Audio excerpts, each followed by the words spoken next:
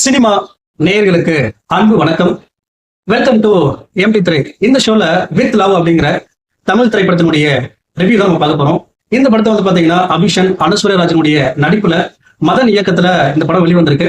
இந்த படம் எப்படி இருக்கு, இந்த படத்தினுடைய கதை என்ன, இந்த படம் ரசிகர்களை கவர்ந்துச்சா இல்லையா அப்படிங்கிறத பார்க்கலாம் வாங்க. இந்த படத்தினுடைய கதை அப்படின்னு பாத்தீங்கன்னா, நம்ம நாயகன் இருக்கார் இல்லையா அபிஷன், இவர் வீட்டுல வந்து பாத்தீங்கன்னா இவர் கல்யாணம் பண்றதுக்காக ஒரு பெண் பார்த்துட்டு இருக்காங்க.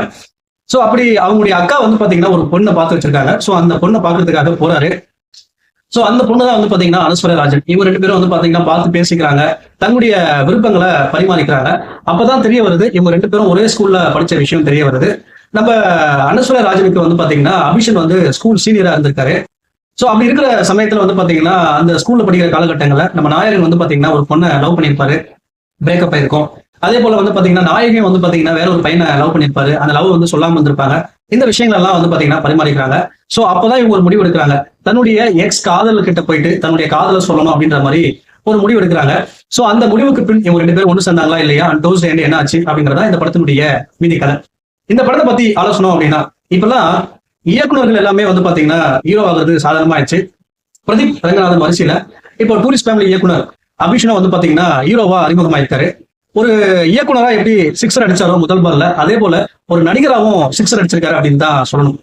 அதாவது ஒரு பக்காவான ஹீரோ மெட்ரியலா வந்து பாத்தீங்கன்னா தமிழ் சினிமாவுக்கு அறிமுகமாயிருக்காரு அப்படின்னு தான் சொல்லணும்.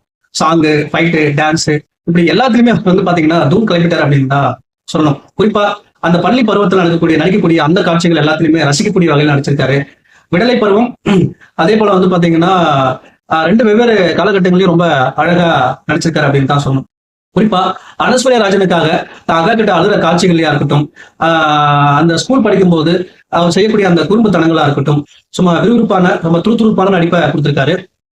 ரசிகர்களை ரசிக்கக்கூடிய வகையில தன்னுடைய நடிப்பை கொடுத்திருக்காரு அப்படின்னு தான் சொல்லணும். கூடிய விரைவில் ரொம்ப தமிழ் சினிமாவில் ஒரு பிஸியான நடிகரா இருப்பார் அப்படிங்கிறதுல சந்தேகம் இல்லை. அந்த அளவுக்கு ரொம்ப சிறப்பாக நடிச்சிருக்காரு. அதே போல நாயகி அனுஸ்வரராஜன் வந்து பாத்தீங்கன்னா இவங்க தன்னுடைய அழகாலும் நடிப்பாலும் ரசிகர்கள் அப்படி கவர்ந்து இழுக்கிறாங்க அப்படின்னு தான் சொல்லணும். அந்த அளவுக்கு அழகான நடிப்பை கொடுத்திருப்பாங்க. குறிப்பா அந்த பள்ளி பருவ காலத்துல ரொம்ப அழகா நடிச்சிருக்காங்க, அவ்வளவு கியூட்டா நடிச்சிருக்காங்க. அதே போல தன்னுடைய எக்ஸ் காதலன் கிட்ட தன்னுடைய காதல சொல்ற அந்த காட்சிகள்ல வந்து பாத்தீங்கன்னா ரசிக்கக்கூடிய வகையில ரொம்ப அழகா மெச்சூரிட்டியா நடிச்சிருந்தாங்க. மற்ற நடிகர்கள் எல்லாமே ரொம்ப இந்த படத்துல சிறப்பா நடிச்சிருந்தாங்க. குறிப்பா அந்த படத்தினுடைய பின்னணி இசை பாடல்கள் எல்லாமே ரொம்ப எனர்ஜியா இருந்துச்சு அப்படின்னு தான் சொல்லணும். எனர்ஜெட்டிக்கா அந்த அளவுக்கு ரொம்ப சிறப்பா கொடுத்திருந்தாங்க. அதாவது இந்த படத்தினுடைய கதை அப்படின்னு பாத்தீங்கன்னா பள்ளி பருவ காலத்துல ஏற்படக்கூடிய அந்த முதல் காதல், சொல்ல முடியாம போன காதலை மையமா வச்சு இன்றைய தலைமுறை ரசிகர்களுக்கு பிடிக்கக்கூடிய வகையில் இந்த படத்தை இயக்குனர் கொடுத்துட்டாரு. அதுல ஜெயிச்சிட்டார் அப்படின்னு தான் சொல்லணும். குறிப்பா இந்த தலைமுறை ரசிகர்களுக்கு ரசிக்கக்கூடிய வகையில் இந்த படம் இருக்கு. ஒன்ஸ் போய் தாராளமா பார்க்கக்கூடிய ஒரு படம் தான். என்ஜாய் பண்ணுங்க. இந்த படத்துக்கு எப்படி ரேட்டிங் 5 to 3. அடுத்த மசனத்துல சந்திக்கிறேன். நன்றி, வணக்கம்.